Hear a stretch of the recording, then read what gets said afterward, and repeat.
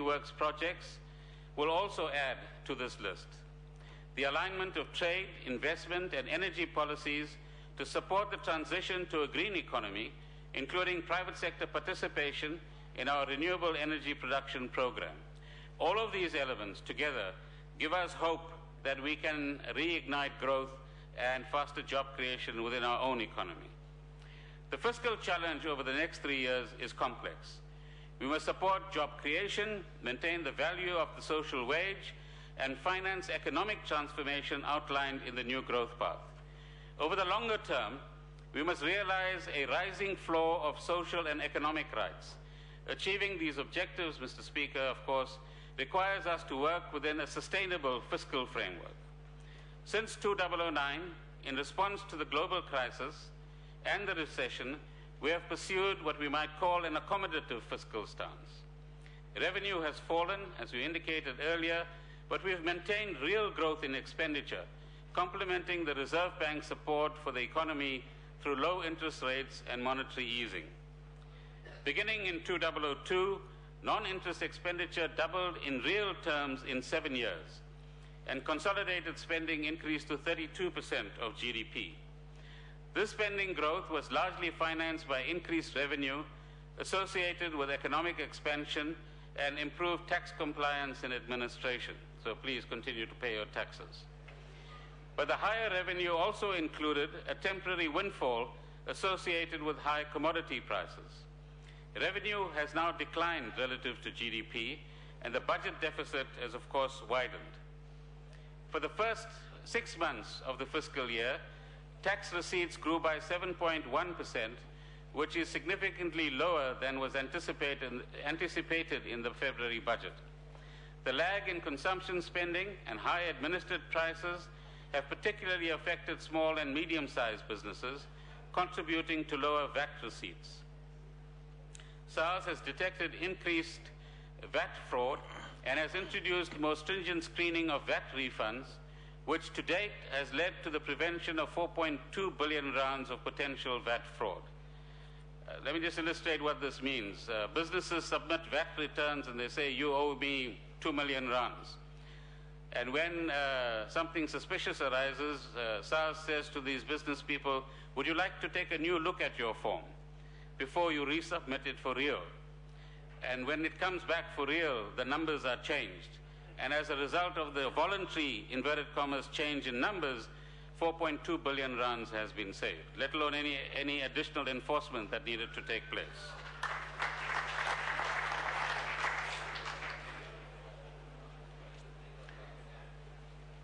So if you have friends who do these things, please remind them to do the right thing. Although corporate income tax has not yet recovered to pre-recession levels, it has remained resilient despite the uncertain economic climate. Customs duties and import VAT have grown significantly year on year, and to some extent offset the poor performance of what we might call domestic VAT.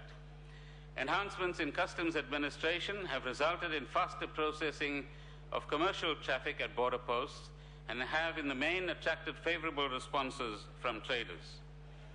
This year, we expect tax revenue to be 729 billion rands, which is 13 billion rands below the February budget estimate.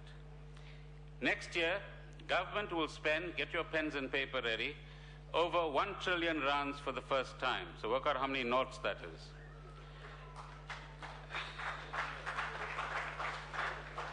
The result is that the deficit will be 5.5% of GDP this year. For the period ahead, the deficit will decline to 5.2% next year and 3.3% by 2014-15. The consolidated public sector borrowing requirement will be 8.1% of GDP this year, falling to about 5% of GDP in 2014-15. Government debt will rise from 23% of GDP in 2009 to about 40% of GDP in 2015, which signals the very substantial contribution of the fiscus over this period to economic recovery and growth. Put in simple terms, this is the period during which, this is the last 2 years, where the private sector has actually retreated from its participation and leading role in the economy, and government has been the main carrier of the growth momentum in our own economy. Budget deficits and continued rising debt erodes the space for fiscal and monetary policy responses in future downturns. For the next 3 years, the aim is to moderate spending growth, combined with a recovery in tax revenue so that national debt will be stabilized as a percentage of GDP. This means that by 2014-2015, we can begin to rebuild the fiscal space with a positive, what is called primary balance, or revenue which is broadly in line with non-interest spending. In other words, we must borrow to invest in infrastructure, not borrow for government consumption. And that's the key shift we need to make. We will once again create a policy reserve to finance the initiatives we propose in support of economic growth. Government as a whole has substantial financial investments, sometimes in surplus cash and sometimes in other assets. Where these resources could be more productively applied to other priorities, we will return the surplus funds to the fiscus. Greater efficiency must also be sought in government cash management and in goods and services procurement, where ordinary disciplines of financial management have to be strengthened. In simple terms, what we are saying is that one arm of government can't be holding on to billions or millions of rands in cash, while another arm of government goes out to borrow and pays 8% interest. Better cash management means let's use all of these resources without having to borrow unnecessarily. Further steps will be taken to reduce administrative costs and unnecessary duplication of capacity. Departments will be obliged to identify and report on savings initiatives. In addition, we will request the Auditor General to strengthen his focus on the value for money proposition. Long-term sustainability, honourable members, depends also on shifting the composition of government spending from consumption to investment. Our aim is to strengthen infrastructure investment and maintenance, because this is the key contribution to the underlying growth potential of our economy. This means that we must see a moderation in the growth of the wage bill and spending on goods and services over the MTEF period ahead. We must do more with less. Over the past 3 years, the public service wage bill has increased from 35% to nearly 40% of non-interest expenditure. The proposed framework for the 2012 budget provides for more moderate cost of living adjustments for the public sector employees than in recent years, to be implemented earlier with effect from April each year. All of us must share in creating a greater momentum for growth, jobs and investment. As government, we see the need for the same principle of moderation to be applied to ourselves as cabinet ministers and other political office bearers. This must also be extended to senior management in the public service and executives of state entities. It is vital that the private sector provides responsible leadership as well. Indeed, throughout the world, we need to see a paradigm shift in this regard. We want to assure our people that we will address inefficiency, extravagance, and waste in public administration. In the wider economy, the same principle applies. Moderation in consumption means higher savings and stronger growth. Mr. Speaker, we will do all of this and more because we need to invest more money in infrastructure that will help to stimulate the economy and increase job creation. In recent years, infrastructure spending by many national and provincial departments and municipalities has lagged behind budget allocations. Efforts to strengthen capacity to manage capital budgets and construction contracts are therefore necessary. The Development Bank of Southern Africa is providing support in this area, but we also need to see much greater responsibility and accountability in municipal councils and key infrastructure departments, state-owned companies, and public entities. Public sector infrastructure spending in the current year is estimated at 233 billion rands, or 7.8% of GDP. Over the MTEF period ahead, infrastructure plans amount to 802 billion rands. This is a very substantial investment program, within which there is considerable opportunity for local construction and manufacturing development and job creation. Investment in the energy sector amounts to some 292 billion rands over the next 3 years. Transport and logistics accounts for 226 billion rands. Provision is made for hospital construction and other health facilities amounting to 39 billion rands, and education facilities amounting to 32 billion rands. Substantial funding will go to municipalities and provinces for housing, residential infrastructure, and local economic development. Much of this will be financed through debt. State-owned enterprises will borrow about 74 billion rands this year to finance investment spending, rising to just under 80 billion rands next year. We need to appreciate that debt has to be repaid, either through the tariffs and charges that are dedicated to these services or through higher taxes.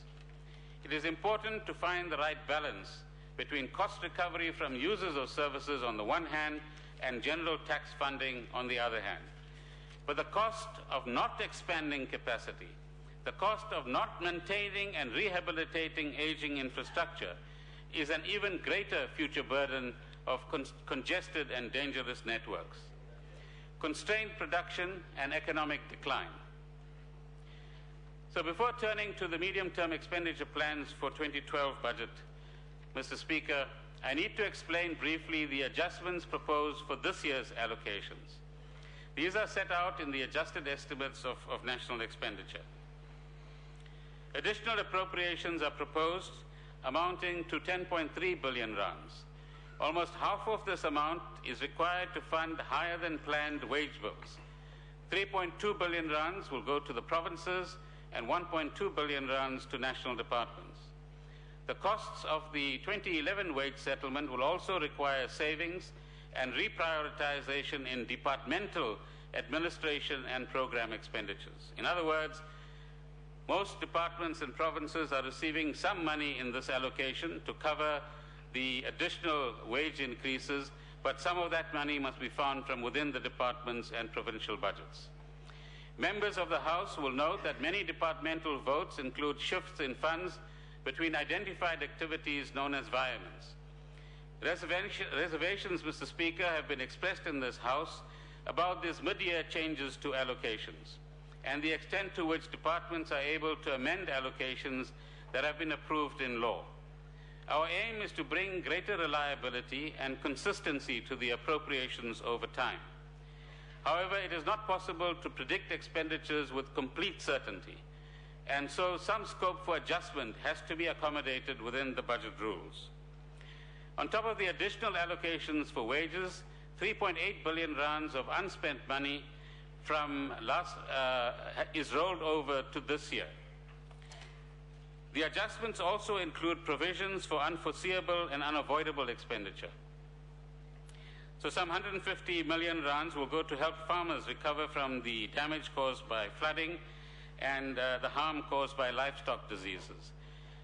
An amount of 81 million rand is required by Minister Sisulu to fight piracy in the Mozambican Channel. Some 266 million rands is proposed as once-off gratuities to be paid to outgoing councillors. 208 million rands is allocated to meet urgent needs associated with acid mine damage and drainage. And 752 million rands goes to provinces for various conditional grants. The overall impact of the adjustments is a decrease of just under 1 billion rands in the 2011-2012 expenditure estimate. In brief, we are adding to our spending plans for higher wages and salaries, but we will see offsetting underspending on investment and maintenance of infrastructure this year. Not an acceptable situation. This is a pattern that needs to be reversed in the period ahead. I now turn to the proposed expenditure framework for 2012. Mr. Speaker, I need to compliment this House and the chairs of the Portfolio Committees on Finance and the Appropriations Committee for the constructive advice set out in the first set of budget review and recommended reports last year. Parliament's attention to the details of public expenditure plans and their implementation is critical for the success of our economic transformation and social development agenda. The expenditure framework for the period ahead provides for real growth in spending of 2.3% a year. Real growth means if you take inflation out. Reprioritization and a concerted effort on efficiency and improved financial management mean that new expenditure priorities are mainly financed by savings within this expenditure envelope. A total of 48 billion rands is added to the spending allocations over the MTEF period, partly to accommodate the carry-through costs of this year's salary increases. Chapter 4 of the MTBPS outlines the planned consolidated expenditure of national and provincial government and public entities, and summarizes the division of revenue between national, provincial, and local government spheres. Let me highlight some of the key features. As a consequence of the wider budget deficit since 2008, state debt cost is the fastest growing category of spending, increasing to 115 billion rands in 2014-15, or just under 10% of our total expenditure. Transport infrastructure is the second fastest growing category, rising from 67 billion rands this year to over 90 billion rands in 3 years' time. Minister Ndebele's responsibilities include the first phase of the commuter rail rolling stock replacement program and continued investment in the construction and rehabilitation of national and provincial roads. Public order and safety spending is set to increase by 7.4% this year. Expanded public works continues to make progress towards a target of 3.4 million job opportunities over the next 3 years. And the recently established Community Works program will be expanded to some 250,000 or more participants by 2014 or 15. Health gets an amount which is increased by 7.4% a year, from 113 billion this year to 140 billion in 3 years' time. Spending on local government, housing and community amenities will rise from 122 billion to over 146 billion over the next 3 years. Similar expenditure will happen in environmental protection and green economy initiatives, which will be strengthened, including assistance to municipalities for electricity demand management programs and private sector partnerships aimed at reducing greenhouse emissions. Allocations for science and technology will increase by 9.5% a year over the period ahead, with a special focus under Minister Pando's guidance on support for business innovation with potential for growth and employment creation. Of the 48 billion rands available for allocation in the 2012 budget, 42% goes to provinces and 11% to local government. Personnel expenditure will take up part of the revised provincial shares, and allocations are also made for infrastructure repairs and rehabilitation and early childhood education programs. Transfers to municipalities take into account service delivery backlogs that have to be addressed and bulk infrastructure and waste management services. Decisive steps, Mr. Speaker, need to be taken to address slow and inefficient spending on social and economic infrastructure by provinces and municipalities. The rules for infrastructure conditional transfers to provincial departments and municipalities will be adapted to improve planning, procurement, and implementation procedures. The intention is to reward provincial departments and municipalities that accelerate implementation and that ensure efficient and cost-effective delivery of services. These measures will be introduced from April 2012 and will be announced during the tabling of the budget next year. In short, what we are saying is that in many of these instances, money isn't the problem. The challenge of implementation is what we need to meet. And if there are departments or provinces or municipalities that are not using their conditional grants properly, we will have amendments in place which allows for national departments or entities to intervene.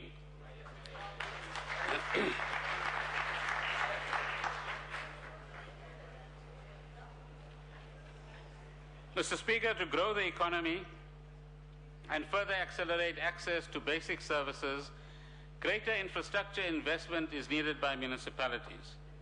The 2011 MTBPS signals a number of interventions in this regard. First, funding is targeted at smaller, predominantly rural municipalities to improve their institutions, to deliver faster and quality services to their citizens. This should put them in a position to recruit and retain skilled municipal managers and obtain financial management expertise. Second, these municipalities will also be provided with greater national support. Depending on their circumstances and need, bulk infrastructure project implementation will be accelerated. Third, our metropolitan and secondary cities, our big cities, are home to the urban poor, who are accommodated in many instances in large informal settlements. Over 60 billion rands is to be spent in these cities and towns to transform these informal settlements into fully integrated and dignified built environments. The spirit of enterprise, honorable members, is there. We need to collectively roll up our sleeves and face these challenges head-on. Mr. Speaker, our fiscal policy is built on the guidelines outlined in the 2011 budget review. Counter-cyclicality, which means that changes in the budget balance work to offset the fluctuations in demand that create economic slowdowns and booms. Debt sustainability, and this increases in the stock of debt incurred by financing deficits during slowdowns, will be offset by debt reduction in boom periods. And thirdly, intergenerational equity, which says that our children and their children should not be unfairly burdened by the future costs of commitments we make today. In other words, don't leave your debt for your children to pay. Next year, the National Treasury will publish a long-term outlook for public finances, drawing on these guidelines and taking into account South Africa's demographic trends and economic challenges. It will explore the implications for government finance of major long-term priorities, including improvements in infrastructure investment and maintenance, social security and retirement reform, the establishment of national health insurance, the role of development finance institutions, and the strengthening of our municipal finances. In other words, we want to try to do a 5 or 10-year plan so that we can comfortably and sustainably do the things that we need to do with the urgency that it actually needs to be done. The main source of finance for the real growth of total expenditure will be, as always, tax revenues. I wish to pay special tribute to Commissioner Makashula and the South African Revenue Service team for their continued hard work and success in building payments compliance and securing the revenue stream.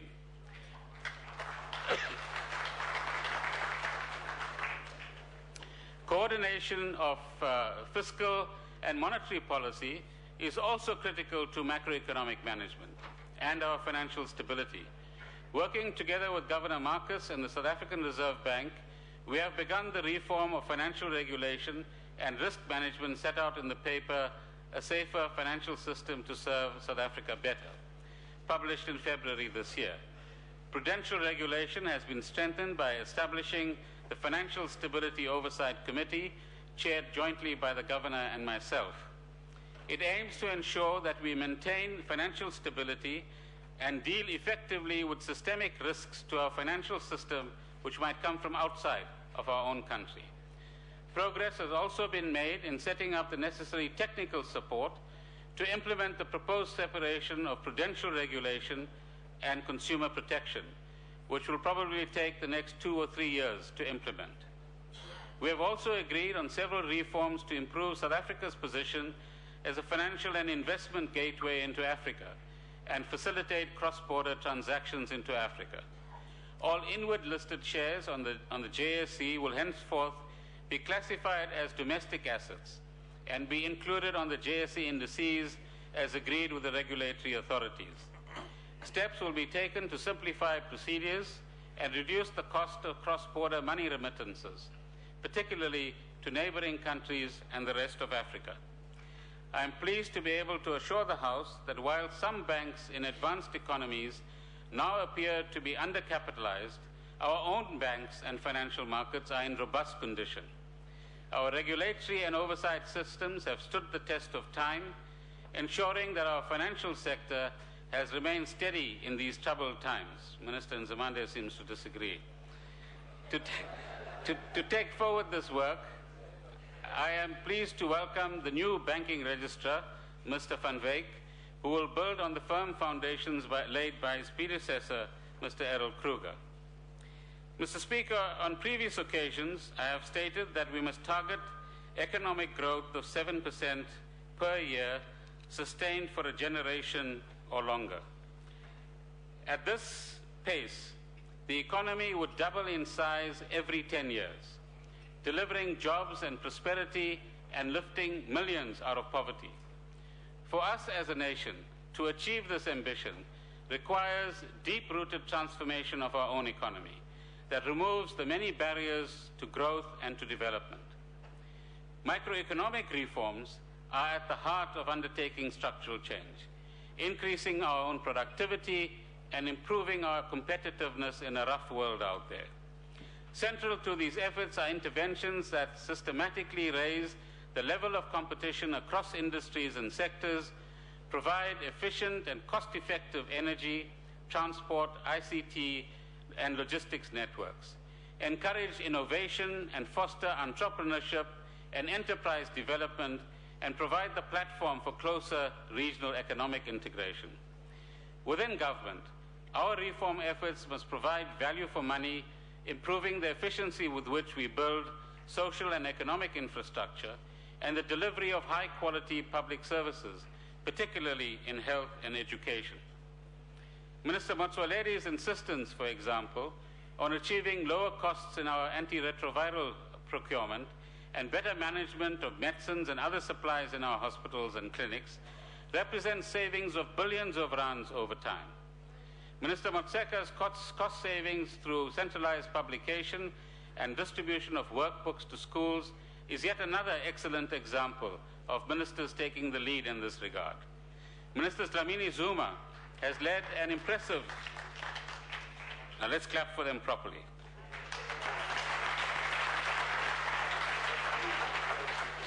Minister Dlamini Zuma has led an impressive administrative turnaround in the Department of Home Affairs. Don't exclude her, please.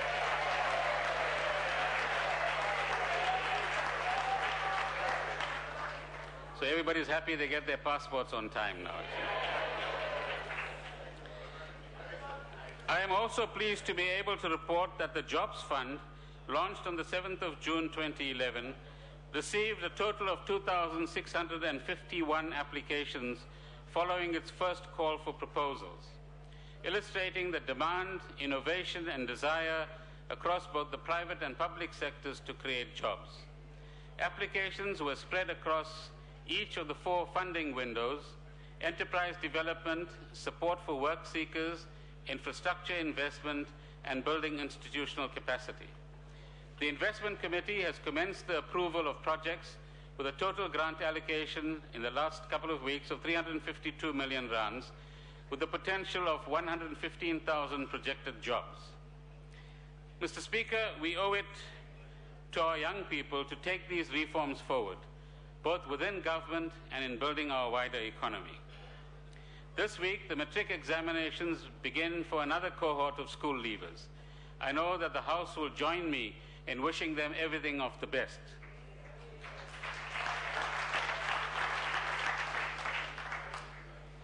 In a few weeks' time, Minister Nkwana Mashabane will seek to make progress in a most difficult global coordination challenge: how to invest in a clean energy future and how to share the costs of this transition. In wishing her well as chair of what has now become known as COP17, or the 17th Conference of the Parties, we can also take pride in the contribution of the South African scientific community to understanding climate change and its implications. We also wish Minister Molewa well in leading South Africa's delegation to this conference. Let's applaud them, ladies and gentlemen. Honourable Speaker, allow me to express my appreciation to President Zuma for his wise leadership and to Deputy President Motlanthe for valued guidance. I am grateful for the support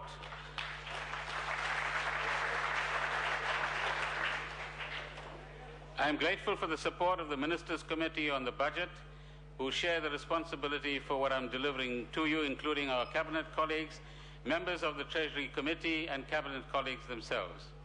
Premiers and provincial financial MECs have also played a role during a year of serious financial challenges. I would also like to thank and commend Mr. Mufamadi, Mr. Sogoni, and Mr. De Beer and Mr. Chane of the NCOP, who chair the Standing Committees on Finance and Select Committee on Finance. We are grateful to the Governor of the South African Reserve Bank, Ms. Jill Marcus, and her team at the Reserve Bank for their steadfast management of monetary policy at a challenging time. I know that the House will join me in expressing our admiration and thanks to the Auditor General, Terence Nomembe, and his staff for their rigorous scrutiny of public finances.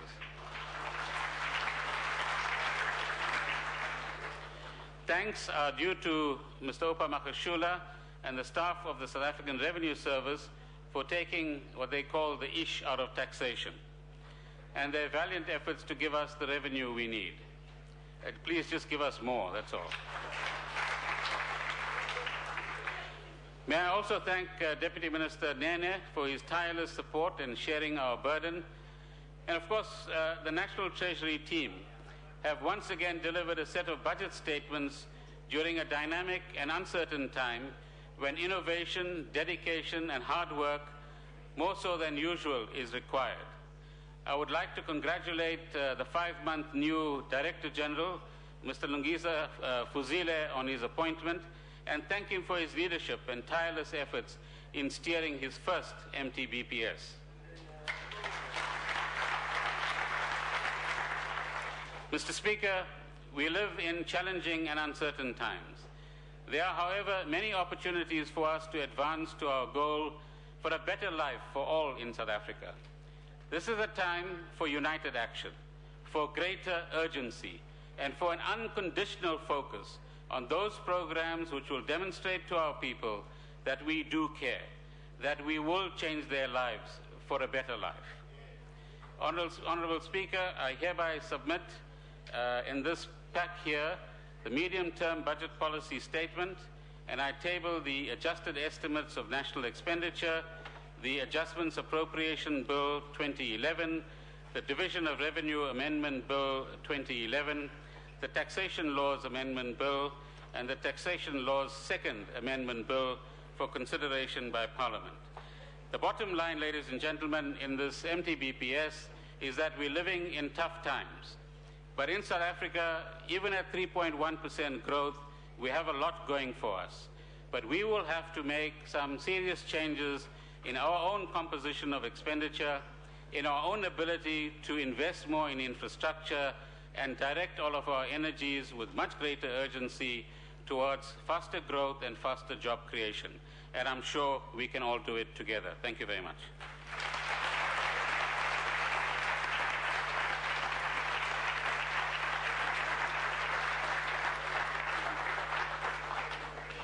Honourable members, on your behalf, I wish to express a collective thank you to the Honourable the Minister of Finance for his mid-term budget policy statement. All right, Finance Minister there, Pravin Gordhan, delivering that medium-term budget policy speech. And as he ends off there saying, even at 3.1% GDP growth, we're living in tough times, but South Africa does still have a lot going for it. Well, Davi Rood from Efficiency Group is here. Agree with that? It's a very big shift from the estimate we were told about in the beginning of the year, from 3.8, 3.1. What do you make of it? Yeah, well, I think the minister's perhaps a little bit on a conservative side, perhaps impact quite significantly on global economic performance, but certainly a significant downward adjustment to GDP growth, just over 3%, which is very low. We need to aim for something like 7%, and we're not going to get there probably for the next couple of years at least. Davi, before the statement, we heard a lot of talk, a lot of expectation, anticipation about job creation, about job growth.